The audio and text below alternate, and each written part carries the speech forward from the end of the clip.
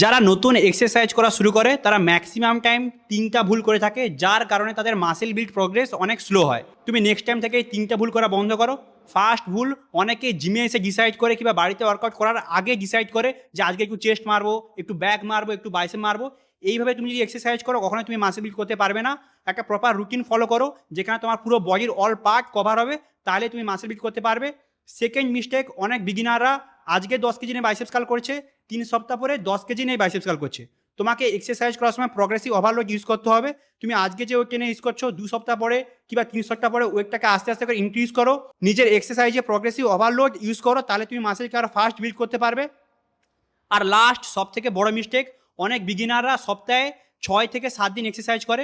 তুমি যদি এতদিন এক্সারসাইজ করো তোমার মাসেল কখনো রিকভার হবে না, আর মাসেল রিকভার না হলে কখনোই মাসেল গ্রো হবে না।